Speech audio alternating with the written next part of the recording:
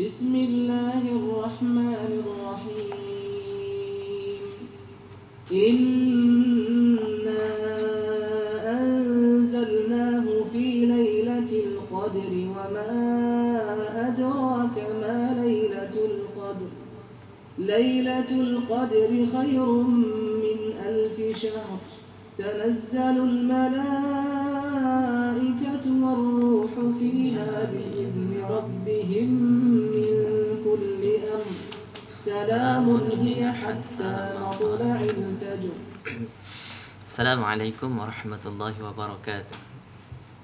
Alhamdulillahi rabbil alamin, wassalatu wassalamu ala sayyidina Muhammad wa ala wasahbihi ajma'in. Qala rabbi shrah li sadri wa yassir li amri wahlul 'uqdatam min lisani yafqahu qawli. Subhanaka la ilma lana illa ma 'allamtana innaka antal alimul hakim. Wala haula wala quwwata illa billah. ولا حول ولا قوة إلا بالله ولا حول ولا قوة إلا بالله العلي العظيم أما بعد. Sidang pendengar yang dihormati sekalian, Alhamdulillah, Assumma Alhamdulillah, pertama-tama dan selamanya marilah sama-sama kita merafakkan kesyukuran kepada Allah Subhanahu wa Ta'ala, kerana kita diberi peluang oleh Allah Subhanahu wa Ta'ala untuk menjalani ibadah dalam bulan Ramadan. Dalam sehari dua ni kita dikejutkan dengan pemergian seorang tokoh ulama, iaitu Datuk Ismail Kamus, yang telah dijemput oleh Allah Subhanahu Wa Taala. Marilah sama-sama kita doakan kepada beliau supaya ditempatkan di kalangan hamba Allah yang mendapat naungan daripada Allah Subhanahu Wa Taala di hari akhirat kelak, dan ditempatkan dalam kalangan hamba-hamba yang salihin. Untuk itu mari sama-sama kita hadiahkan bacaan surah Al-Fatihah. الفاتحة. أعوذ بالله من الشيطان الرجيم. بسم الله الرحمن الرحيم. الحمد لله رب العالمين الرحمن الرحيم مالك يوم الدين إياك نعبد وإياك نستعين اهدنا الصراط المستقيم صراط الذين أنعمت عليهم غير المغضوب عليهم ولا الضالين. Alhamdulillah, dan hari ini kita telah memasuki pada hari yang ke-16 Ramadan. Dan insya-Allah pada malam ini kita akan mengerjakan tarawih yang hari yang ke-17 Ramadan. Dan tanggal 17 Ramadan ini cukup istimewa, khususnya kita umat Islam, umat baginda Nabi Muhammad sallallahu alaihi wasallam. Kerana tarikh ini telah disepakati dan pegangan Ahli Sunnah wal Jamaah menyatakan 17 Ramadan berlakunya penurunan Al-Quranul Karim, sebagaimana Allah Ta'ala nyatakan dalam Al-Quranul Karim.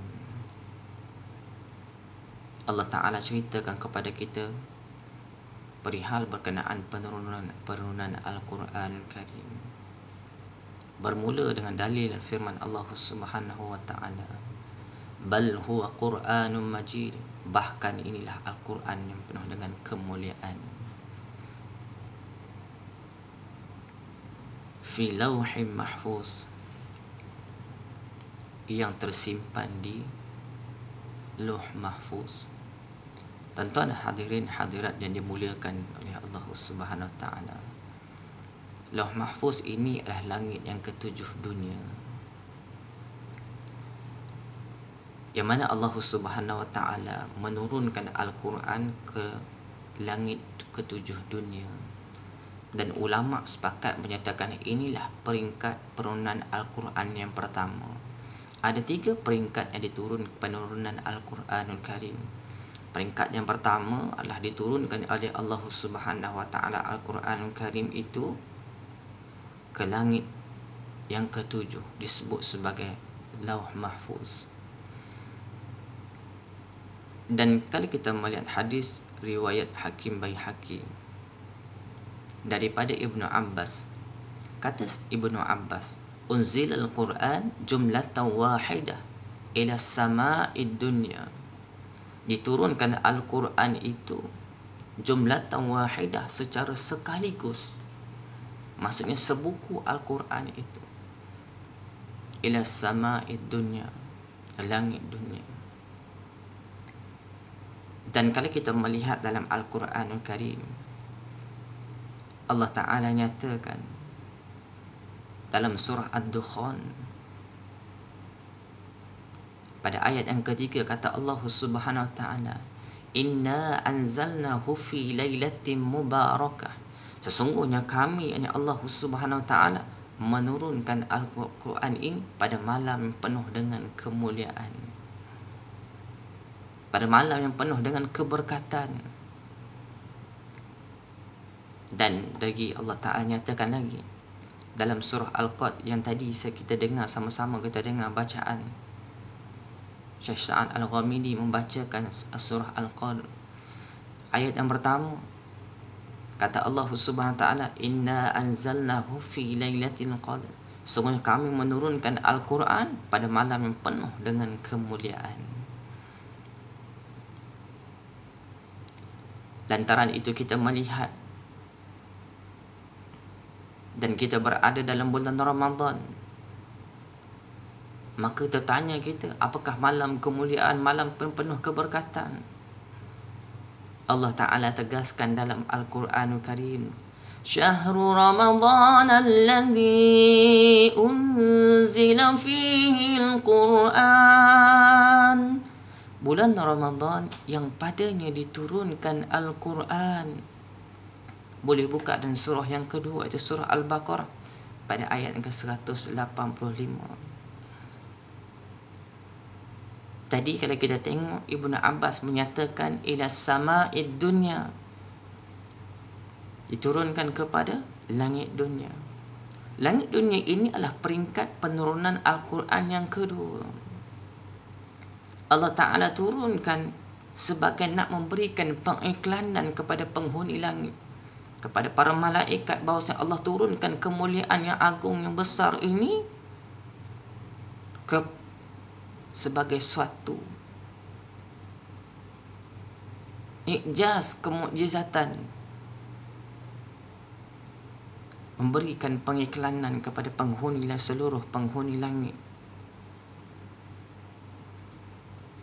Dan para ulama menyatakan, daripada langit yang ketujuh turun kepada langit yang pertama dunia, disebut sebagai Bait Al-Izzah. Maka di sana, langit yang pertama dunia ini, kata Allah Subhanahu Wa Ta'ala, sebagai bukti kepada kita melalui firman Allah Subhanahu Wa Ta'ala, yang mana daripada langit dunia ini dibawa turun ke bumi, dibawa turun penurunan Al-Quran itu melalui perantaraan malaikat yang paling mulia, itu malaikat Jibril alaihi salam. Lalu kata Allah Subhanahu Wa Ta'ala, wa innahu latanzilu rabbil alamin. Dan sungguh Al-Quran itu diturunkan oleh Tuhan seluruh alam, Rabbil alamin, Tuhan seluruh alam. Lepas tu kalau kita tengok dalam surah Baqarah, wa in kuntum fi raibin mimma nazzalna, sampai akhir ayat itu Allah Ta'ala menempelak mereka yang cuba untuk menafikan kemukjizatan Al-Quran, sehingga Allah Ta'ala kata, kalau kamu boleh buat, silakan buat satu surah. Nescaya mereka tak berani buat, dan mereka tak mampu nak buat. Mereka tidak ada ilmu, kerana Al-Quran ini diturun kepada bangsa Arab, bangsa yang ummi, yang tak tahu membaca. Di sana ada rahsia dan ada hikmah kenapa Allah Ta'ala turunkan kepada baginda Nabi SAW melalui perantaraan Jibril alaihi salam, yang Allah Ta'ala nyatakan, Qul, katakanlah wahai Muhammad, nazzalahu ruhul quddus min rabbika bil haqq. Diturunkan Al-Quran ini oleh Ruhul Quddus. Ruhul Quddus ini adalah Jibril, malaikat Jibril alaihi salam. min rabbika, daripada Tuhan, bil haq, dengan kebenaran. Kepada siapa? Kepada Nabi yang paling mulia, iaitu baginda Nabi sallallahu alaihi wasallam. Diturun kepada baginda Nabi sallallahu alaihi wasallam. Dan di sana selepas diturun kepada Nabi sallallahu alaihi wasallam, para sahabat mendapat manfaat yang cukup besar. Sahabat dibina keimanan dia dengan meyakini, mengimani baginda Nabi sallallahu alaihi wasallam dan wahyu daripada Allah Subhanahu wa taala. Mereka yakin. Di saat itu Al-Quran belum lagi terkandung dalam mushaf Al-Quran. Itulah kehebatan para sahabat.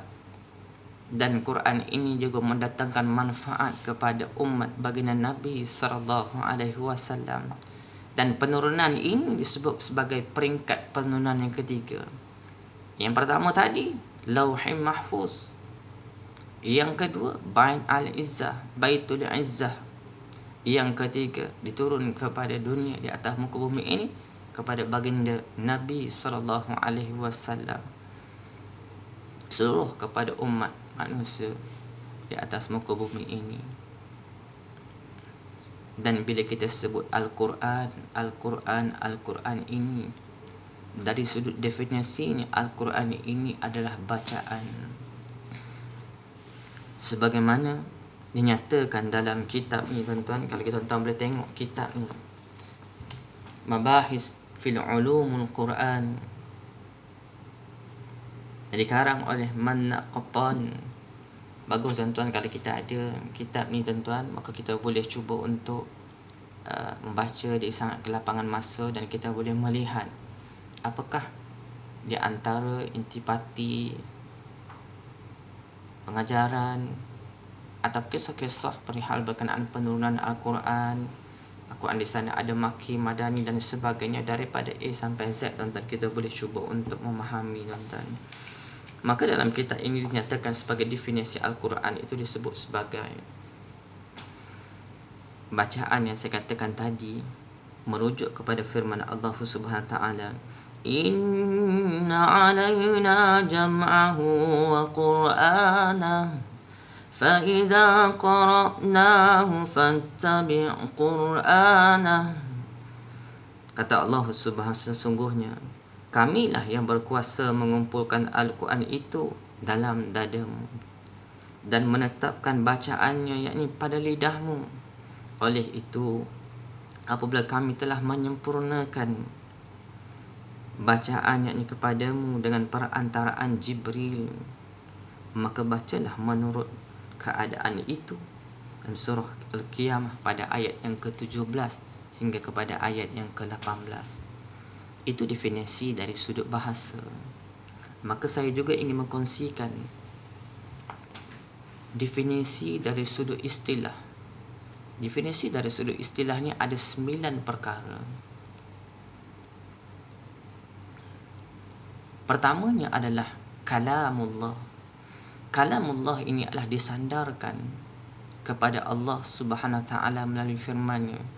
Al-Quran ini adalah kalamullah, kata-kata Allah Subhanahu wa taala. Sebab tu bila kita nak berbicara dengan Allah Subhanahu wa taala, kita ambil wuduk lalu kita sembahyang Allahu Akbar, kita baca suratul Fatihah dan surah dan seterusnya, kita doa wajjahtu wajhiya lillazi, dan sampai kita memberi salam. Kita berbicara dengan Allah Ta'ala, kita bermunajat kepada Allah Ta'ala, kita memohon doa kepada Allah Ta'ala.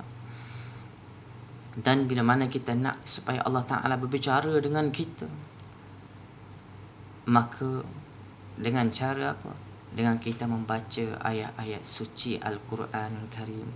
Tuan-tuan, hari ini 16 Ramadan.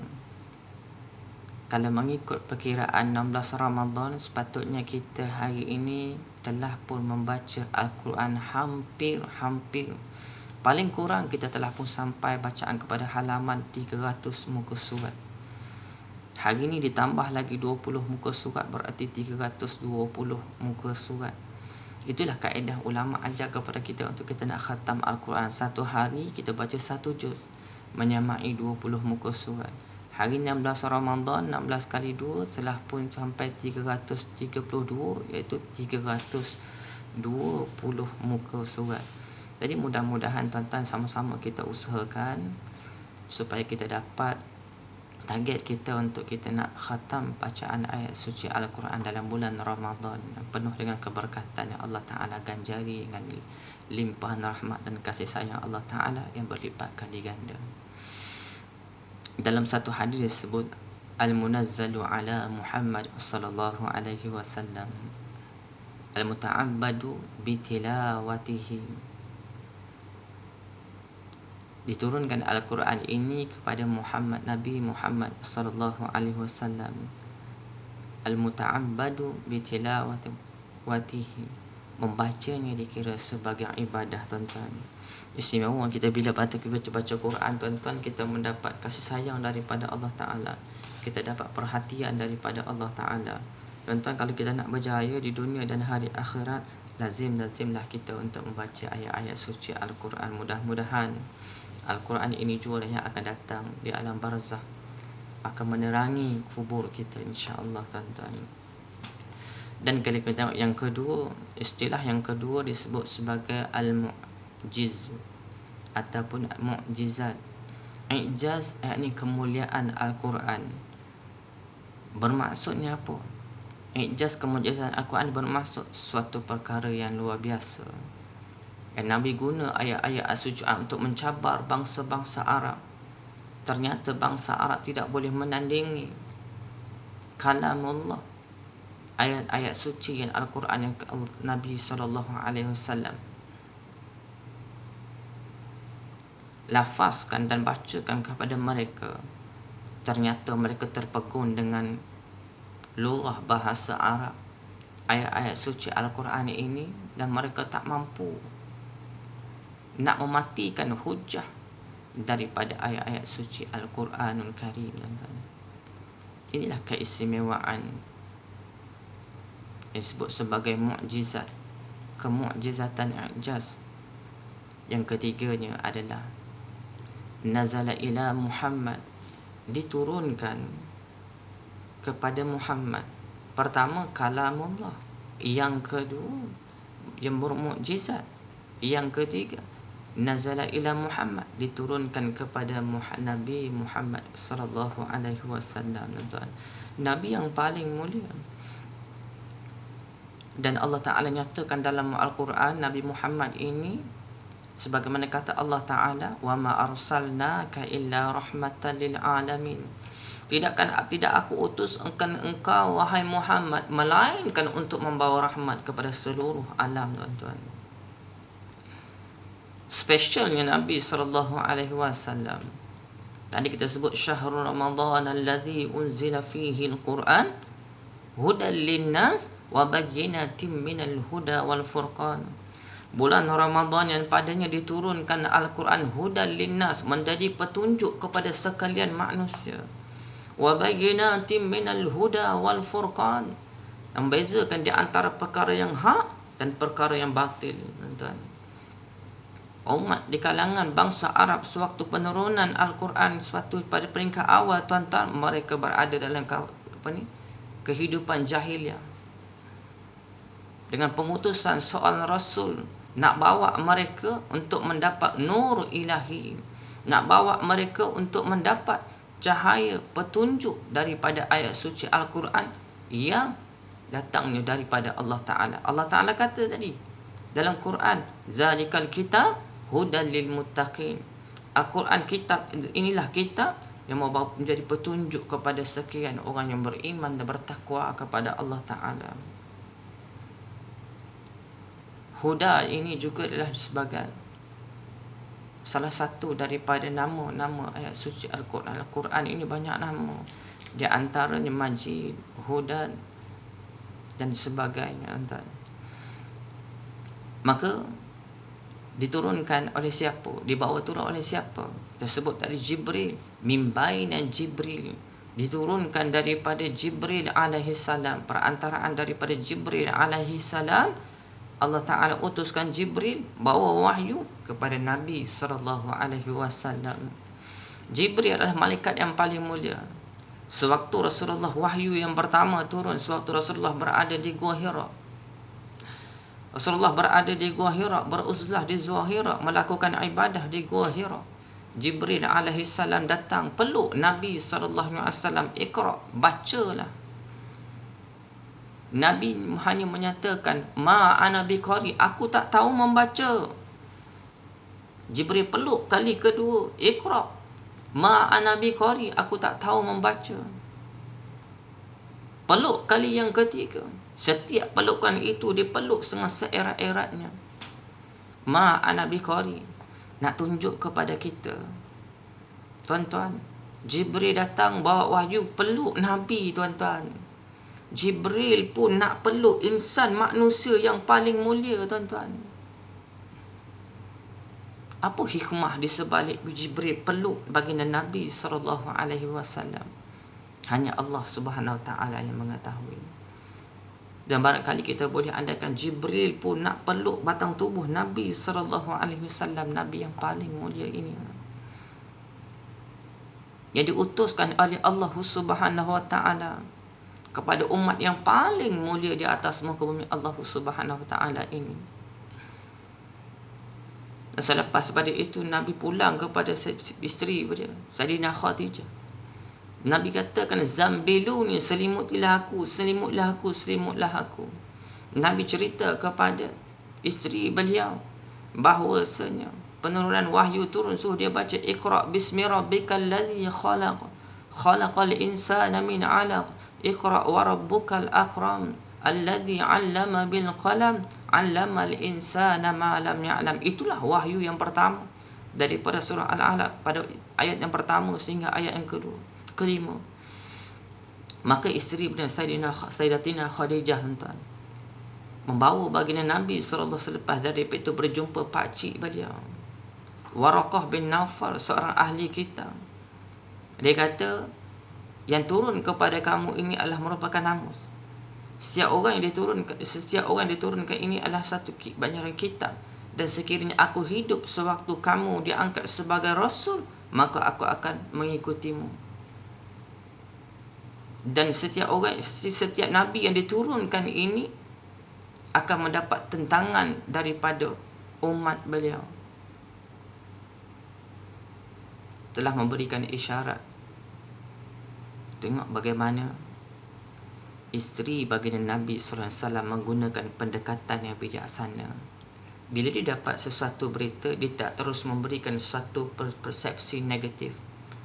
Dia bawa pergi rujuk para orang alim, orang yang ada ilmu. Lalu setelah mendapat tafsiran tersebut, difikirkan bagaimana keadaan selepas proses laluan perjalanan selepas daripada itu. Maka kita ni kalau nak jadi hamba Allah, kita nak tiru bagaimana pendekatan yang gunakan isteri Nabi SAW, maka kita kena begitu juga. Cuba mencari sesuatu maklumat yang boleh membantu kita untuk mendepani kehidupan permasalahan yang nak mendatang, tuan-tuan.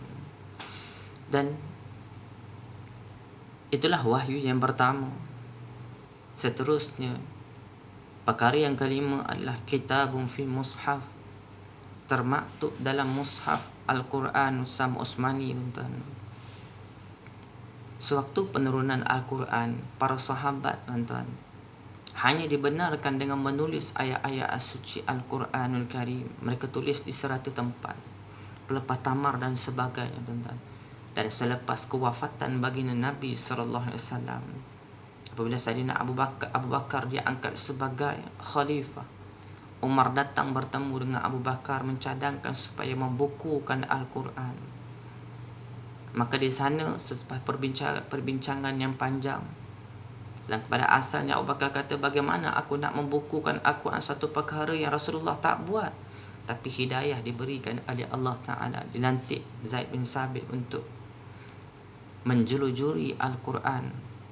Sahabat ni dia walak, tuan-tuan. Bila suruh kepada dia, kata, mana sekiranya kamu minta aku kumpul satu perkara untuk membina satu perkara gunung, itu lebih senang daripada aku hendak menjulujuri Al-Quran, tuan-tuan. Maka di siap penulisan Al-Quran diteruskan sehingga kepada Uthman. Hari ini kita baca Al-Quran resam Uthman, Khalifah Uthman menyempurnakannya. Beruntung kita dapat mushaf Al-Quran, kitabun fil mushaf. Tuan-tuan, nazala bit tawatir, diturunkan Al-Quran dengan bertawatir, mutawatir. Bermula 17 Ramadan, wahyu yang pertama, Iqra yang kita bacakan tadi, sehinggalah kepada ayat yang terakhir sewaktu Rasulullah mengajarkan Hajjatul Wada. Diturunlah ayat Al-yawma akmaltu lakum dinakum wa atmamtu alaikum ni'mati wa raditu lakumul Islam. Pada hari ini telah aku sempurnakan agamamu. Ayat ini ayat yang terakhir turun kepada baginda Nabi sallallahu alaihi wasallam. Selama mana? Selama tempoh hampir 23 tahun, tuan-tuan. Apa rahsia di penurunan Al-Quran, tuan-tuan? Selama tempoh 23 tahun. Diturun secara berperingkat, tuan-tuan. Dan Quran turun secara berperingkat, sebenarnya dia telah mengukuhkan keimanan Nabi SAW. Apabila Nabi berduka, Nabi dihiburkan oleh Allah SWT. Apabila ada perancangan musuh nak mengadakan Nabi, wahyu itu turun menceritakan kepada Nabi, menyatakan kepada Nabi ada musuh sedang untuk melaksanakan kerosakan di bumi. Dan wahyu ini turun secara berperingkat, memberikan peluang kepada bangsa Arab yang ummi untuk mereka menghafaz ayat-ayat suci Al-Quran secara berperingkat. Dan sahabat, selagi mana dia tidak beramal dengan ayat Al-Quran yang dihafaz, tuan-tuan, dia tidak akan memindah kepada hafalan yang lain. Dan dia kata mereka menghafal ayat-ayat suci tersebut, ayat suci Al-Quran tersebut, mereka terus beramal, tuan-tuan. Allahu Rabbi, cantik dan indahnya contoh yang telah ditunjukkan oleh para sahabat. Dan peringkat itu juga dikatakan sebagai menjawab segala isu yang dimainkan oleh puak-puak jahiliah bangsa Arab. Hadirin hadirat yang dimuliakan oleh Allah Subhanahu wa taala, perkara yang ketujuh, yaqraha ibadah. Membaca Al-Quran ini dikira sebagai ibadah. Dan Nabi pernah menyatakan dalam satu hadis, la aqulu lakum alif lam min harfun walakin alif harfun wa min wa lam harfun wa min harfun wa likulli harfin 'asharatu amsal. Aku tidak menyatakan alif lam min itu satu huruf, akan tetapi alif itu satu huruf, lam itu satu huruf, dan mim satu huruf. Dan setiap satu huruf itu diganjakan dengan 10 kebajikan seumpama. Kita baca Quran, kita dapat 10 kali ganda, tuan-tuan. Di dalam bulan Ramadan, Allah Ta'ala mengganda lebih daripada itu, tuan-tuan. Mudah-mudahan kita sama-sama melazimi membaca ayat suci Al-Quran. Maka yang ke-8 adalah tabda'a bil Fatihah. Dimulai dengan bacaan suratul Fatihah. Sebab dalam mushaf Quran dimulai dengan suratul Fatihah. Fatihah inilah as-sab'u al-masani al-Quran al-azim. 7 ayat yang berulang-ulang Al-Quran ini, ayat suci Al-Quran ini yang agung ini kita baca dalam setiap solat ibadah, solat fardu dan sunat. Kalau kita tengok dalam solat fardu, paling kurang kita baca 17 kali dalam satu hari, tuan. Bahkan lebih daripada itu kita dalam solat sunat, dan saat kita tahlil, kita menghadiahkan bacaan dan sebagainya, tuan-tuan. Dan setiap bacaan surat Al-Fatihah ini dijawab oleh Allah SWT. Bila kita baca Alhamdulillahi Rabbil Alamin, Allah Ta'ala jawab, Hamadani hamdi, telah memuji akan daku oleh hambaku, telah memuji akan daku oleh hambaku. Maliki yaumiddin, sampai akhir semua dijawab, Majadani abdi, hambaku menyanjungiku. Ini permohonan doa kita dengan Allah Subhanahu wa taala. Dan yang terakhirnya adalah wa khatama bin nas. Di akhirnya adalah surah An-Nas. indahnya Al-Quran pertama, surah Al-Fatihah, doa kita dengan Allah Ta'ala. Maka sampailah 6,236 ayat tersebut sampai kepada akhir, tuan-tuan. Surah yang terakhir ini kita memohon perlindungan daripada Allah Subhanahu Wa Ta'ala. Khususnya perlindungan daripada siapa? Bisikan al-khannas, syaitan yang sentiasa membisikkan ke dada-dada manusia, tuan-tuan. Hadirin hadirat yang dimuliakan oleh Allah Subhanahu Wa Ta'ala, kalau kita tengok Al-Quran Al-Karim ini, di sana terdapat dari sudut teks Al-Quran Al-Karim ini terdapat sebanyak 114 surah, tuan-tuan. Dan terkandung di dalam itu sebanyak 30 juzuk. Dan dari sudut teksnya, pengajian teks Al-Quran ini dinyatakan ada 60 hizib. Adapun ayat sebanyak 6,236 ayat. Manakala kalimah 77,437 atau 77,439 huruf kalimah yang terdapat dalam mushaf Al-Quran. Adapun huruf adalah 320,670 huruf yang terdapat dalam Al-Quran Nusam Osmani, tuan-tuan. Allahu Rabbi, tuan-tuan. Jadi mudah-mudahan sebagai khulasah yang terakhir, tuan-tuan, kita telah bincangkan 3 peringkat penggunaan Al-Quran. Kita bincangkan definisi Al-Quran menurut bahasa, yakni bacaan.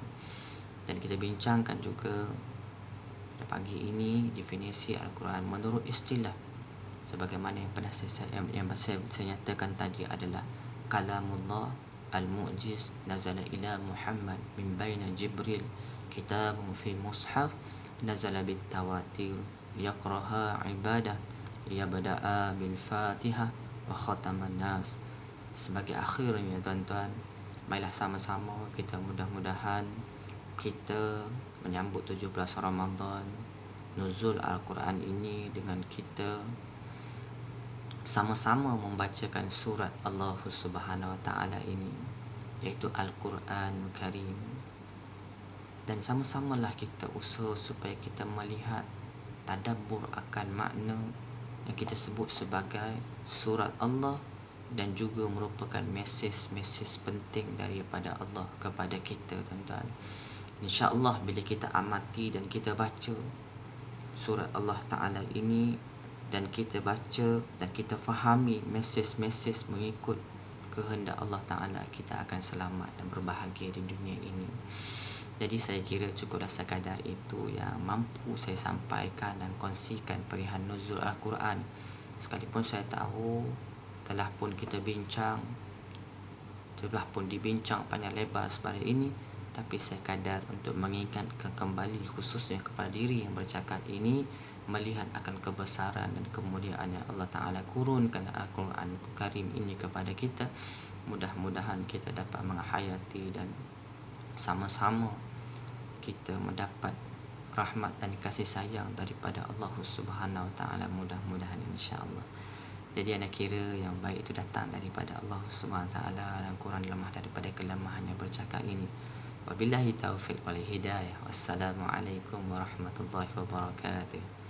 A'udzu billahi minasyaitonir rajim. Bismillahirrahmanirrahim. Allahumma arhamna bil Qur'an waj'alhu lana imaman wa nuran wa hudan wa rahmah. Allahumma dzakirna minhu ma nasina wa 'allimna minhu ma jahilna warzuqna tilawatahu ana al-laili wa atrafan nahar waj'alhu lana hujjatan ya rabbal alamin. Wa sallallahu ala sayyidina Muhammad wa ala sahbihi wa sallam. Walhamdulillahi rabbil alamin. Taqabbalallahu minna minkum minna wa minkum taqabbal ya karim. Wabillahi taufiq wal hidayah. Assalamualaikum warahmatullahi wabarakatuh.